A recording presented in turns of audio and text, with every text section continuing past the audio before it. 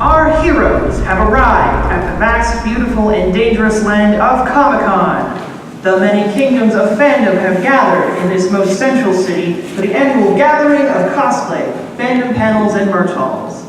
From the hills of the warring Marvel and DC kingdoms, the valley of the anime nerds, the plateaus of various video game city-states, which all jockey for power and popularity is king. You are all here to represent your own little pocket of fandom.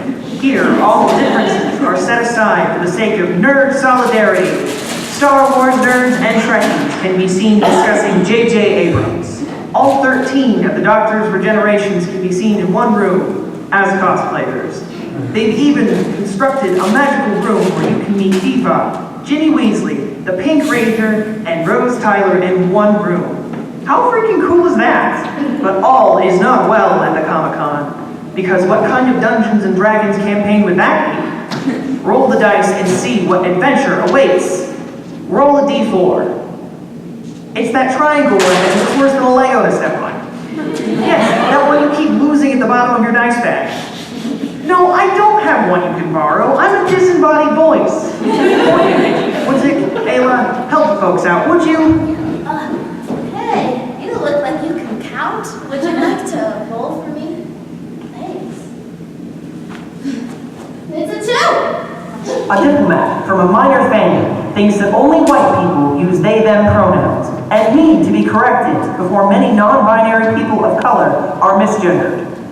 Whatever adventure, it all amounts to the same goal.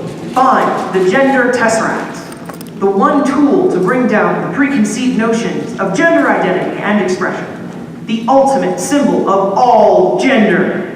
The fourth dimensional construct that continually folds in on itself and always changes beyond our third dimensional ability to comprehend. You're kidding. Our quest is to find a MacGuffin? A what now? The plot device, the gender holy grail. The gender TesserACT. Well, it's perfect because we can't see it in 4 dimensions, so we have to try to see it in only 3. Oh, like how cis people try to put us into a binary.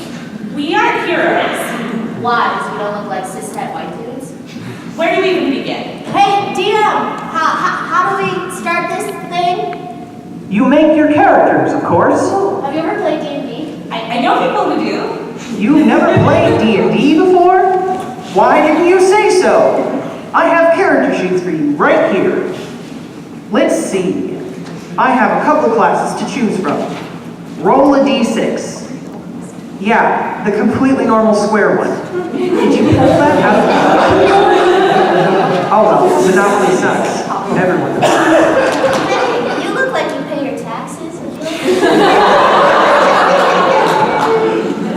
Amazing. Oh, there's Cheeto dust on them. 4! Sherlockian. Ooh! Alright, I'll roll. Alright, 5. Dr. House. All the symptoms point to queerness. So we're adventurers, now what? Yeah, hey DM, now what? Hello? I think they're gone. We're on our own finding the gender TesserACT. Okay, well, you can't do a search without a little bit of research. So, investigation check. Okay, let's see. Hey, you look like you don't have sweaty palm syndrome.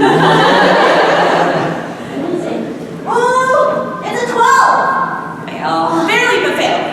Okay, so now we're gonna look this up on our own. The TesserACT in geometry is the 4-dimensional analog of the cube. The TesserACT is to the cube as the cube is to the square. So that's not helpful at all. Okay. You know what? I think we need a little bit more help on this investigation. You go get ready. I have an idea.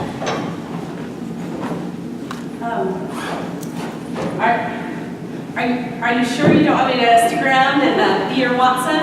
Actually, I'm gonna already asked somebody to be my Watson. They're gonna come soon. Okay. Yeah. Go get him, Sherlock. Surely deduce I will. TesserACT!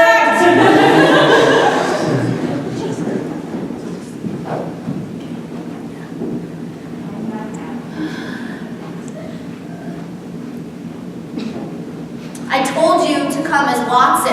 How am I supposed to be Sherlock without a Watson? Misty is lame. Pokemon is lame. Misty, from Pokemon, is lame. She's so 1996. She's over. We're done with Misty. Watson is life. Oh, Watson is forever. Watson's a doctor. Right? How's that not cool? Whatever. I'm gonna call you Watson anyway. This is an emergency. Watson, we have a mystery. There was only one super rare, con-exclusive Mycroft Holmes action figure at this convention, and now the dealer has just reported it's stolen. And very much like us to recover that action figure, as the dealer will surely be so grateful for its return that he'll sell it to us at a steep discount, which will be perfectly arranged of all the money I could save. And I want that toy, Watson. I want that toy.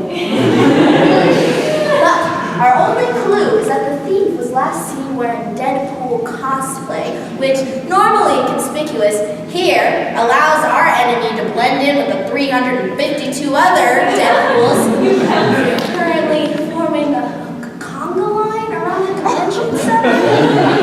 I hate Deadpool cosplayers.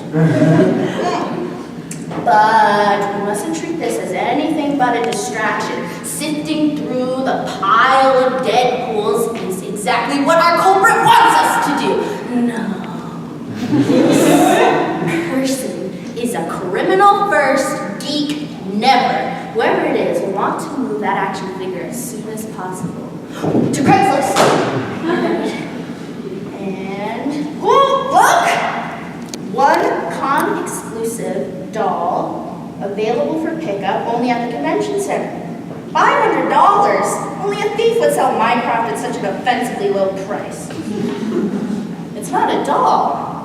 Watson, I'm surprised at your eagerness to let such a trivial thing as the gendering of a toy get in the way of our work. Yes, Holmes does call Mycroft the queerest of men in the Adventure of the Greek Interpreter, but he no doubt is using the Times definition of queer, as opposed to how I use it to describe gender nonconformity. And so what if the criminal uses the term doll? It is a piece of plastic, albeit a very cool piece of plastic, and possesses no awareness of gender, nor does it teach anything about... Wait a second.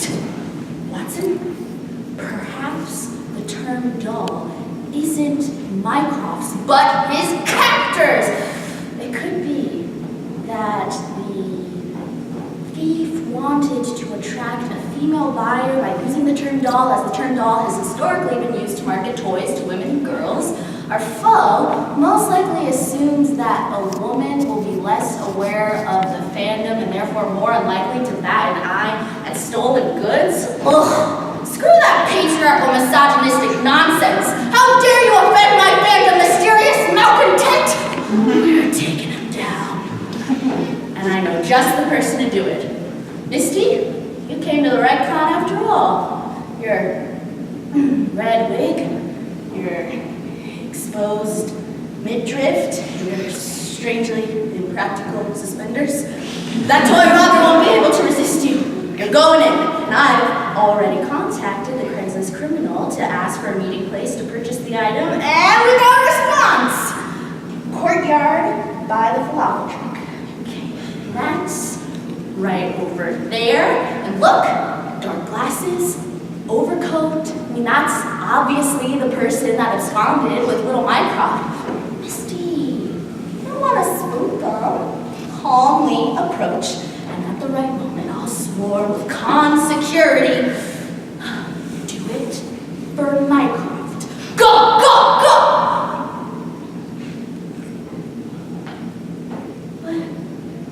Why are you coming back so fast?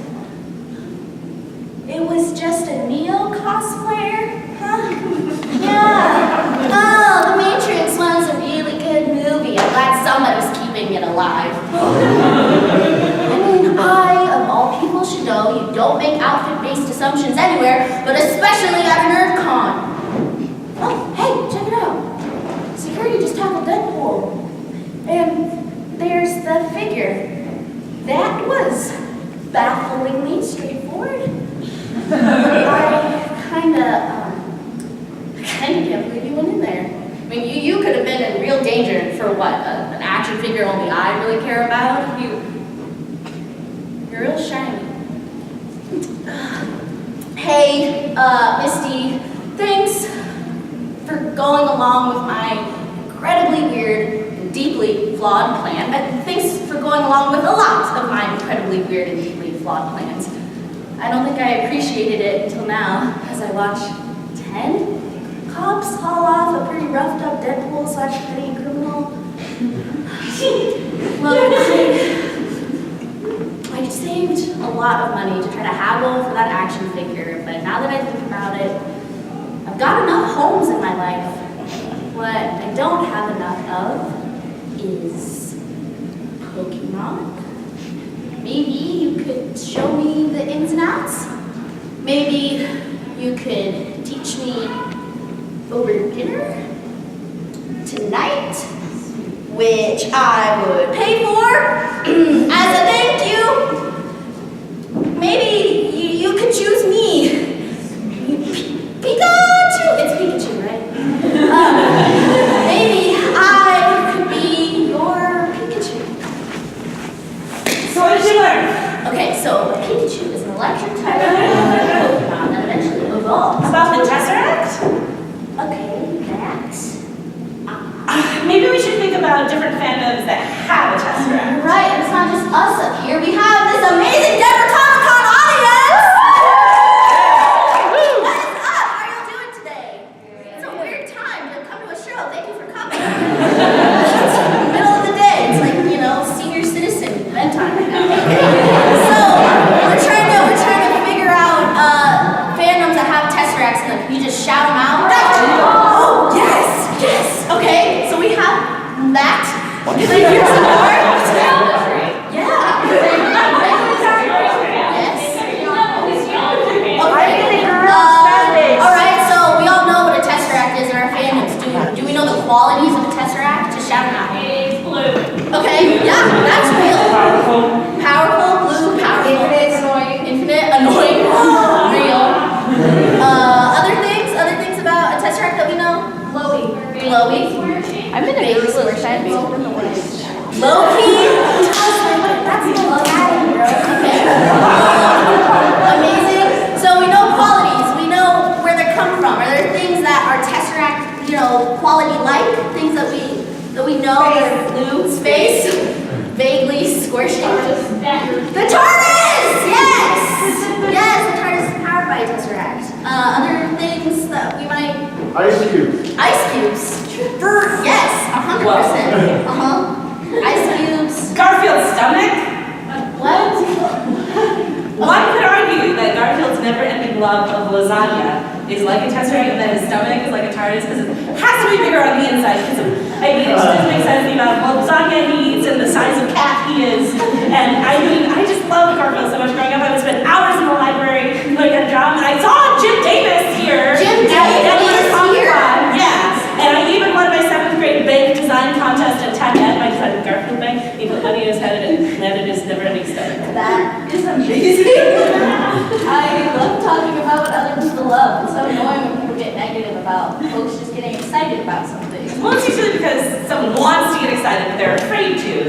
So they kind of pass it off as pushing off reality. And is that really such a bad thing? I mean, yeah, because it's escapism. So, if you're constantly not in reality, how can you ever try to emotionally connect with somebody on, a spiritual level? You are taking them somehow. Yeah. I have some thoughts on this matter. Take a seat. Oh, yeah, I will. Hey, what up, babe?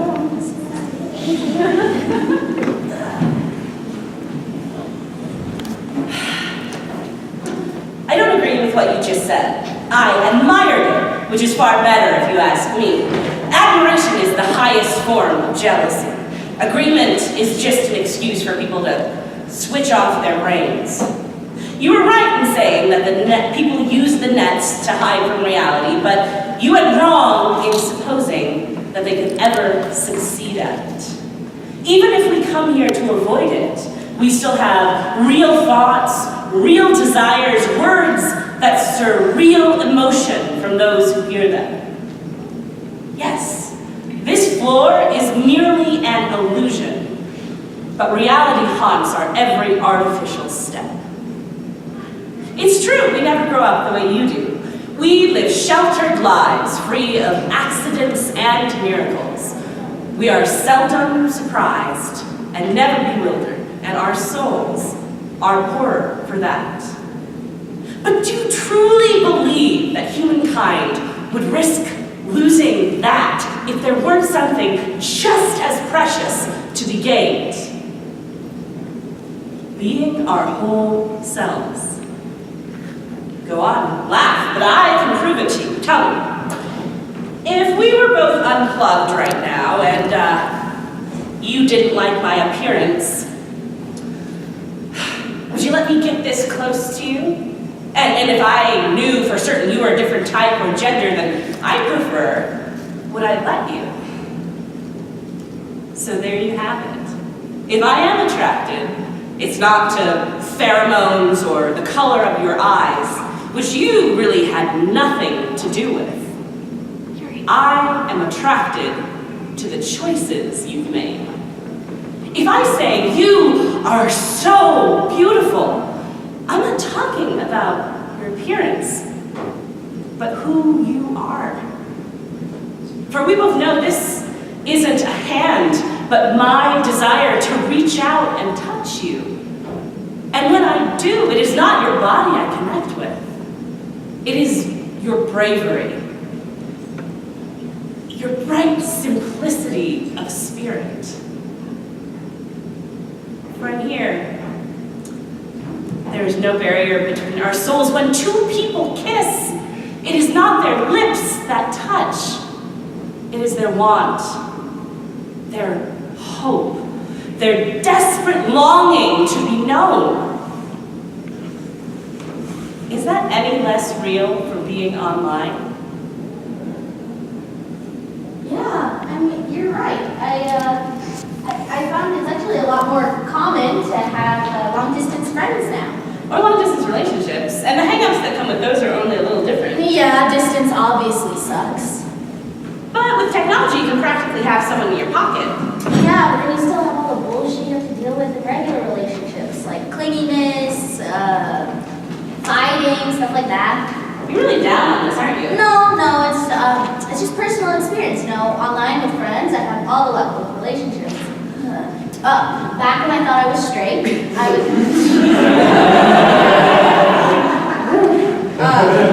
dating a cis dude, and it got to the point where I had to tell myself, if you don't end this relationship right now, you're going to be trapped in the relationship in the holiday barricade. I mean, think about it. Right now, it's October then, and you're committed to a couple's costume. And once the planning happens, there's no way to bust out of that one without looking like a complete jerkwad. You think you're free after that? Nope. Then it's Thanksgiving. Well, you'll have to meet the parents. Next is Christmas/Hanukkah/Kwanzaa, and you're going to buy each other a gift, and there's no way of knowing if they've already gotten you a gift, so you can't break up. Next is New Year's Eve, and will you make plans to smooch when the ball drops? Then you're running up against Valentine's Day, which has the same gift conundrum as your preferred winter holiday. There's simply no way out before that one. It's either now or February 15th. And it was February 15th. We have really gotten off track from this. Woo! Yeah, you are right. You know what we should do? We should do a re-roll for characters. Okay. Ooh, these are all pirate themes. Oh, that's fun. Okay. Yeah, hey, you look like you survived scurvy. Do you want to... Oh, wow, look at that. I'm the captain. Isn't that... You did not even look at character sheet. Sometimes greatness is thrust upon you. You know, not all of us are leaders. I got a swabby. Swabby? What's that? Like the thing you put in your ears? No, you know, like, look at my hat. Okay, yeah, I can't see it without the whole picture. Yo, a pirate's life for me. Okay, we should do a roll initiative. All right, here we go. Yeah, you take this guy. Okay. Oh! Uh-oh. It's time!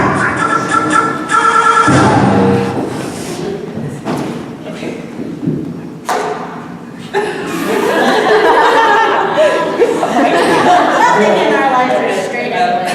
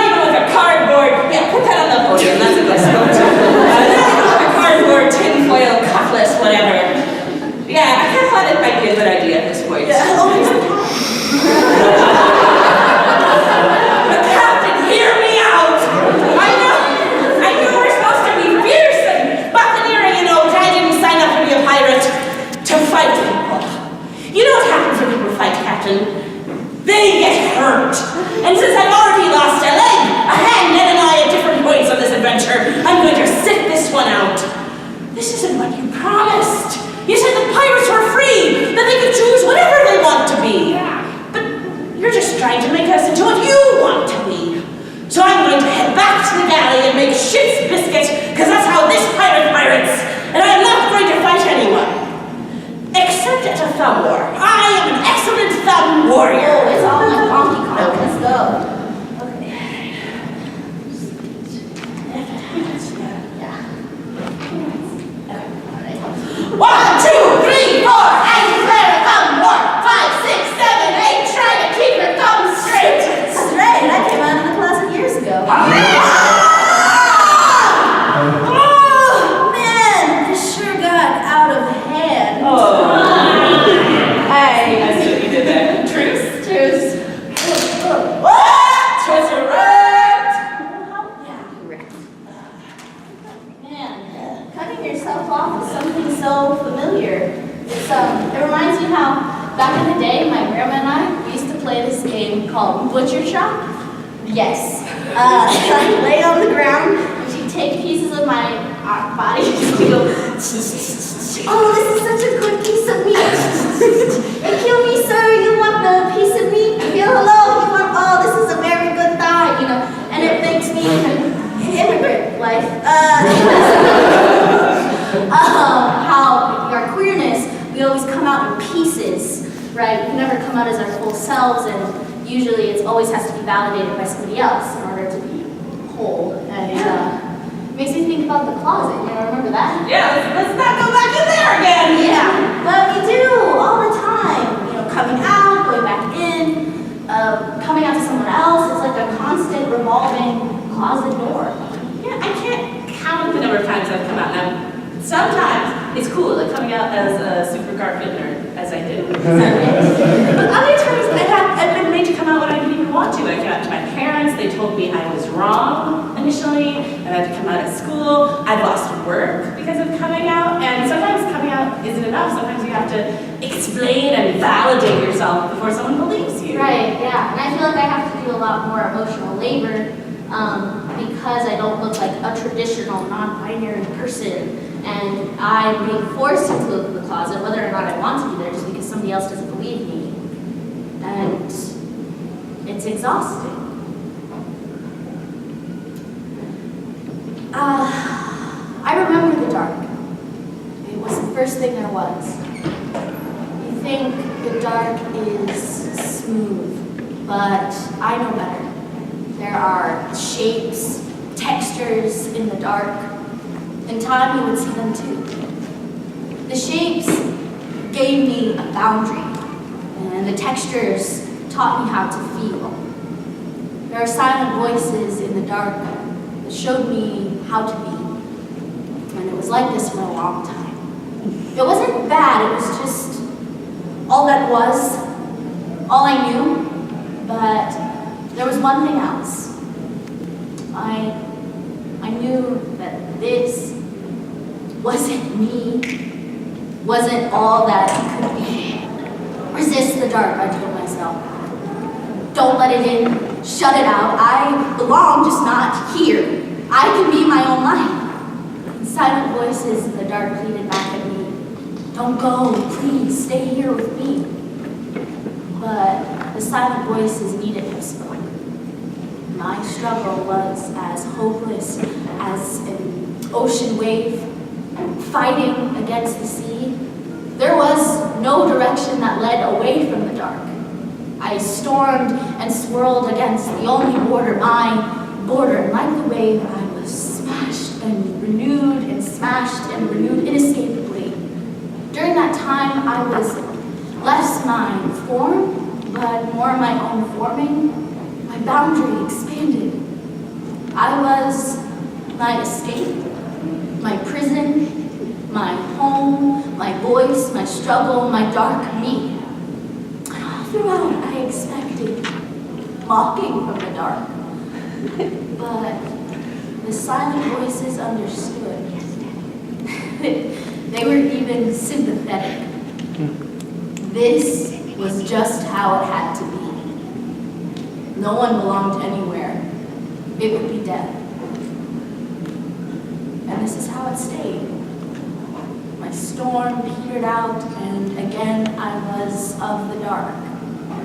I was rejoined with the walls of my prison, the first battleground of my rebellion, enveloping me like a lead blanket.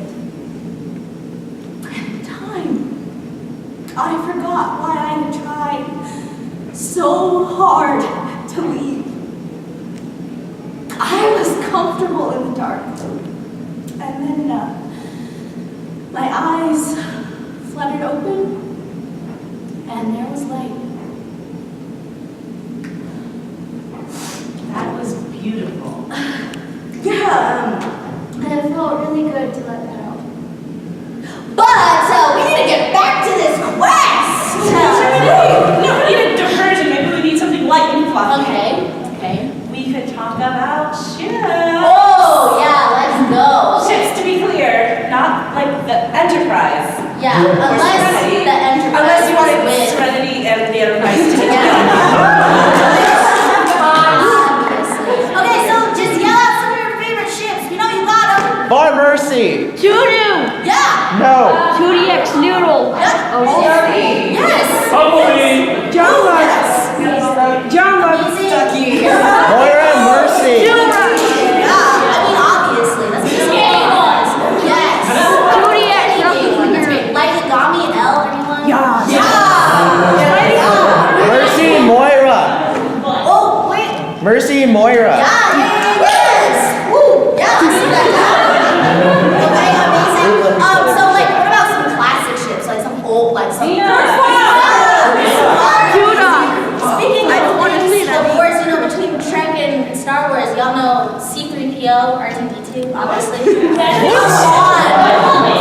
on! We know both of them rules reverses, okay? Like, think about it. This could go on for the rest of the show, I'm sure. Yes. But I would now like to talk about robot ships. Oh, let's go! Oh my gosh, I love robots. I like this art. What's happening over here? How are you? Ghostbusters. Buster, I don't know. I knew I loved my partner when we shipped the same robots. We made jokes about matching Transformers together like Barbie dolls.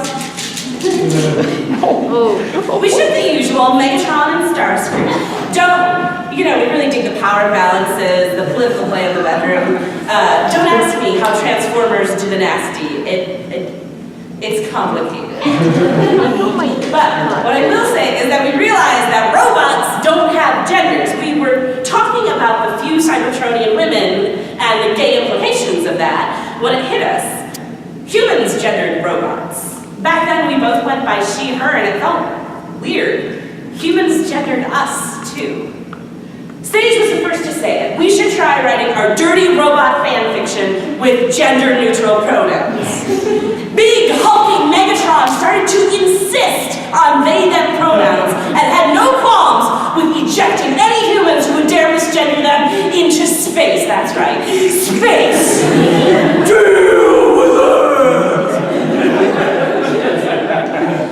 When I asked Sage to try different pronouns for me, it seemed like a natural extension of our fan fiction of alien robots. Charlie, they said, my sweet date mate, they are the most charming person I ever met. And I gotta say that Sage is the most supportive person. They are so sweet to me. They are my biggest cheerleader, and I am their biggest fan. Right? We could play. Shipping was safe. Gender exploration through robots made us feel gender euphoria. Robots in binary disguise. This was our place to play with who we were without making anything seem permanent. Maybe some things became permanent. We can always try things out this way. We can always check together. Oh, that was fluffy! Yeah. Well, we're no further on this quest. But it was a nice diversion! Okay, yes, but I mean, it's kind of getting ridiculous. We are no closer to the TesserACT. We're doing the works Ayla should be doing. Hey, DM! This is the most undirected adventure ever! No leads, no clues, no NPCs. I am inconvenienced. This is homophobia. So frustrated I could explode! You know what? It's just time for a reroll. It's time for a reroll. Okay. All these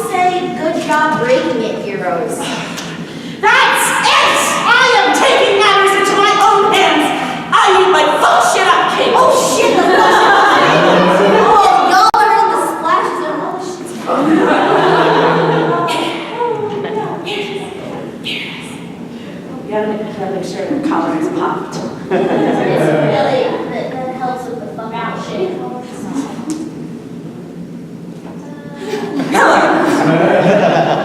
I'm Rao. You probably know me as the destroyer of Krypton.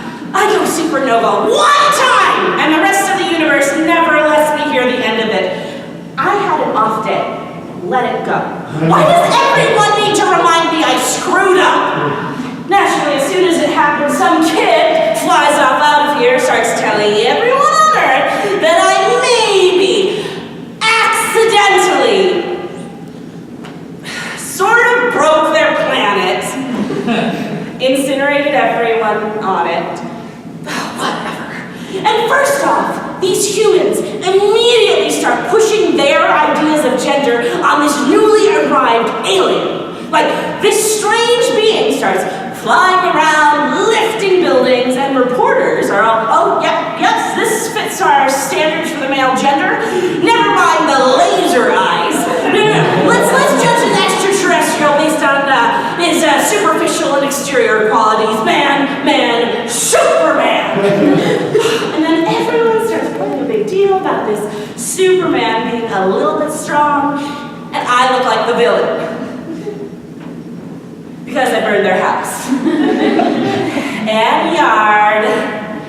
And everything within 20,000 miles. People!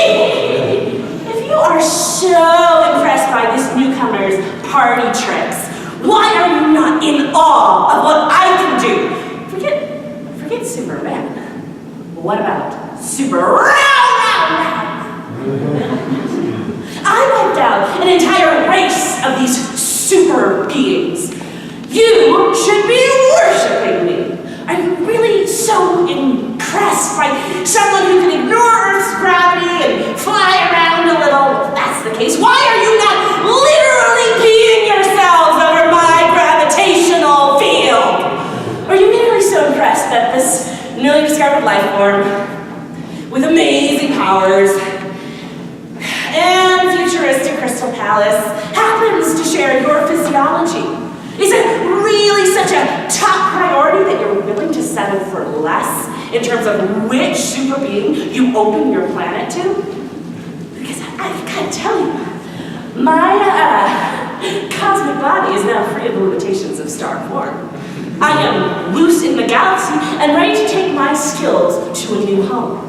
We're talking boundless energy, the knowledge of countless millennia, and a deep understanding of astrophysics that would blow your mind. But if you're going to take your first interplanetary guest and immediately squish them into a box of toxic gender norms, then hey, maybe I'll take my talents elsewhere. Yeah!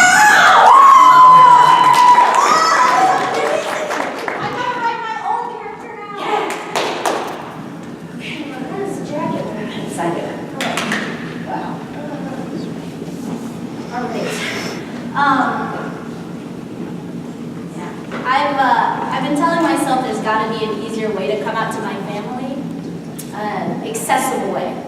No academic jargon, no easy to Google slang, because I know y'all are ever too lazy to do work you can just push on to a black person to do for you. My grandfather raised me on visual media, charted years of golden era type love. His favorite doctor is Tom Baker, and his undying fanboy passion is a kind of Gallifreyan magic that was passed on to me. I redo my coming out to him in simpler terms. Tell him my gender is the TARDIS because it's bigger on the inside. My queerness is fueled by a TesserACT. I am expansive in all dimensions, all time, and fluid. This is a type of queerness and transness that cannot ever die. A type of queer that never has to fear death, just trust in my own regeneration promise. Of course, what's gayer than fearing your friends' death? Constantly trying to find the joy in the danger of navigating your life, traveling often because home itself is a transformative property, and always knowing solidarity is a threat and your companions endanger themselves based on their proximity to you. Of course it's easy to feel like the last of your kind in a genocide. Still, this is why every queer out there is equipped with 2 hearts. We don't let our hearts break no more. We cuddle double the love, double the wound, and can repurpose any household item, especially a screwdriver, into a weapon, a savior, a map, yes, 11, all-purpose tool. We got screwdrivers in here. This queerness knows every language, speaks every wave, trusts in the universe despite knowing we can easily be gods of it at this point, knows how to hide using whatever identification people need to see to believe us, always embrace the loneliness, even if it's the only thing that stays. I am not new, but an ancient force, still hopeful, still surviving. I am the motherfucking doctor. And don't you ever fucking forget it, bitch. I'm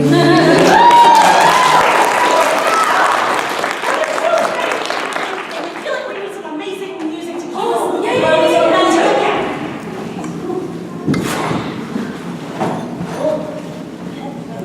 you got it. You got it.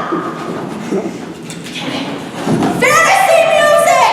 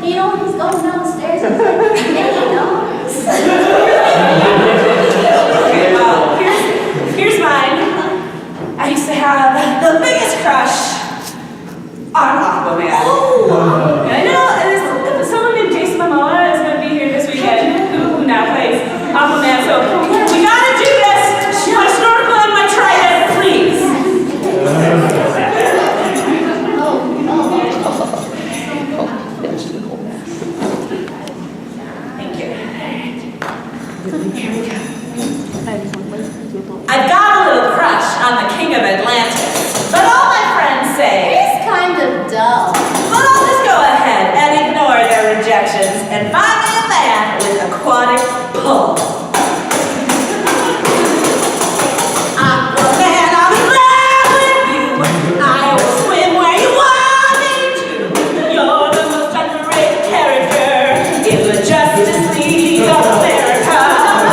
Arthur Joseph Curry, I'm not in a hurry. I have done my studies in marine biology. You see, it's my greatest wish to see you with those fish. I get turned on when you communicate telepathically.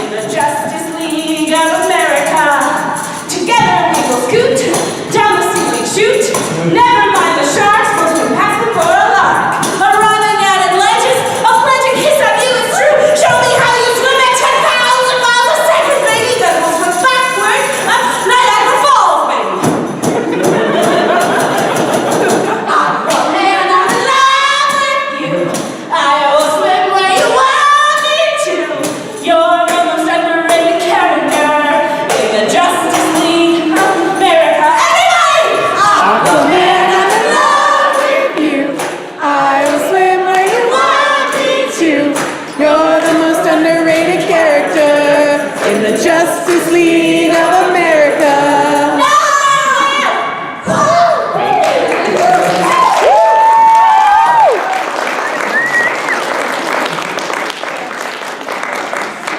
I like to play.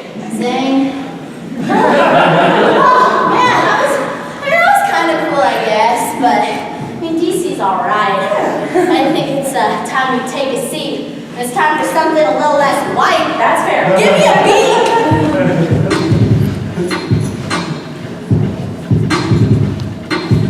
Don't test me on my Miles Morales shit. I be sticky gooey, in love with the spider web tricks. I don't hide, I can do my nail and then hit with the spidey grip. My boy is a brick house, auntie twice as thick to hold it down. Venom still can get it anytime I am around. I said all from Toby, Andy, and Tommy in my court. Catch me throwing my back out like Gwen in 1-4. Oh, I get tried to get nasty with these Spider-Men. What would a superhero be?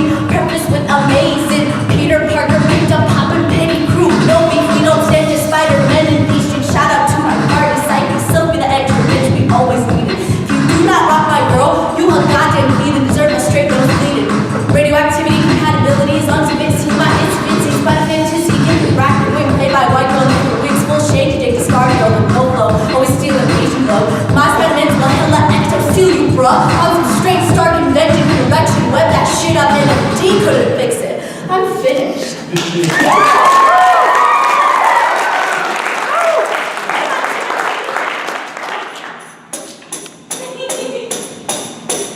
Spider-Man, I love you. I'll fight Stark if you want me to. Yeah, you are 15, but you were my teen dream.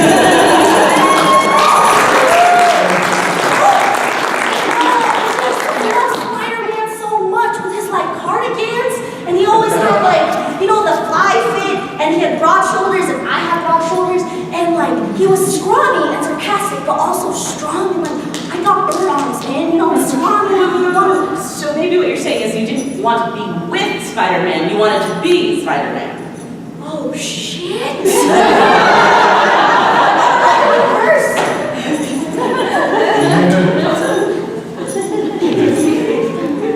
What's happening? Okay, will you sing this new verse? Yes.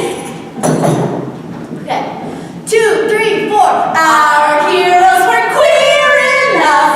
Our attraction was just self-love. We never wanted to do you. We just wanted to be you. But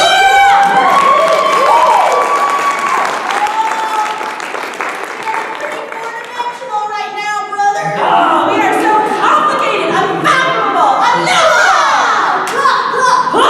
TesserACT! Are we the TesserACT? Is that too cheesy? How do you discover that the TesserACT was in them all along? The great, ever-folding, ever-examining, ever-changing source of power was the genders they Are they really trying to steal our moment right now? We have been doing all the work down here! Look, we're